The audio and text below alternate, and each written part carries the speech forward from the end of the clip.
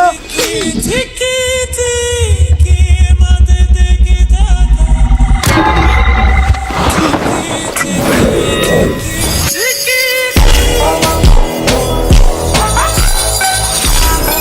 ီးမထွက်ခွာမီဝူခုံဝူခံကသူ့ရဲ့ဆရာကိုတတိပေးခဲ့ပါတယ်။သူဆွဲပေးထားတဲ့မော်ဆက်ဝိုင်းတဲကနေသူပြန်မလာမချင်းအပြင်ကိုမထွက်ဖို့အလေးနဲ့ပြောကြားခဲ့တာပါ။ဘာလို့လဲဆိုတော့ဒီအဖွားအိုဟာကြည်ရတဲ့လောက်မယိုရှင်းမှုဆိုတာဝူကုန်းအာယုံခံမိလို့ဖြစ်ပါတယ်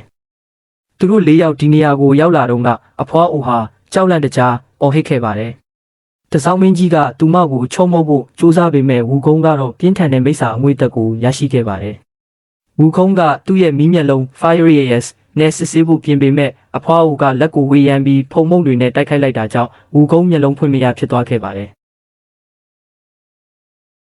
တကယ်တော့ဒီအဖွားအိုဟာအယုဖြူမိစ္ဆာအသွင်ဆောင်ထားတာပါ။သူမကဝူခုံးကိုမျက်စိဆေးဖို့မျက်စိကိုလွှတ်လိုက်ပြီးကျန်တဲ့သူတွေကိုခွဲထုတ်ဖို့ကြိုးစားပါတယ်။ဘာမှမသိတဲ့ပေကြီးနဲ့ရှာဝူချင်းရှာမကတို့ဟာလည်းအဖွားအိုရဲ့တမီချိုးလေးတွေနောက်ကိုလိုက်သွားကြပါတယ်။ဝူခုံးကတော့မသွားခင်စိတ်မချတာကြောင့်ဆရာကိုကာကွယ်ဖို့မော်ဆက်ဝိုင်းကိုဆွဲပေးခဲ့တာပါ။မိစ္ဆာမကလောက်ကျန်ဇလန်းတွေပြောပြပြီးငိုယိုပြတဲ့အခါတနာကျင်နာတတ်တဲ့တဆောင်းမင်းကြီးဟာစဝိုင်းတဲကနေထွက်ပြီးသူမကိုနှစ်သိမ့်ပေးမိပါတယ်။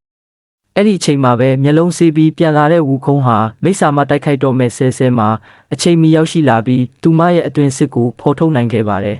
။မိစ္ဆာမဟာအဖွားအိုရဲ့ခန္ဓာကိုယ်ထဲကိုတိတ်တဆိတ်ပြန်ဝင်ပြီးတဆောင်းမင်းကြီးကိုလှုပ်ကြံဖို့ထပ်မံကြိုးစားပါတယ်။ဝူခုံးကဒါကိုမြင်လို့အဖွားအိုကိုတစ်ချက်တည်းနဲ့အပြက်ရိုက်တက်လိုက်ပါတယ်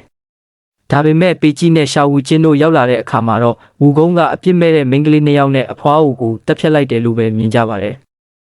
အမှန်တရားကိုမသိရှာတဲ့တဆောင်းမင်းကြီးဟာဝူခုံးကလူ၃ယောက်ကိုရဆက်ဆက်တက်လိုက်တယ်လို့ထင်မြင်သွားပြီးသူ့ရဲ့တပည့်ကိုအပြစ်ပေးဖို့ပြင်ဆင်ပါတော့တယ်။နောက်လာမယ့်ဝတ္ထုတို့အသစ်တွေနဲ့စိတ်ဝင်စားဖွယ်ရာပုံပြင်အသစ်တွေကြည့်ရှုနားဆင်ဖို့အကောင့်လေးကို follow လုပ်ခဲ့ပါအောင်နော်။အသေးလေးတွေလည်းပေးခဲ့အောင်နော်။လာရောက်အားပေးကြည့်ရှုသူတယောက်စီတိုင်းကိုကျေးဇူးအများကြီးတင်ပါတယ်နော်။အားလုံးပဲအဆင်ပြေကြပါစေ။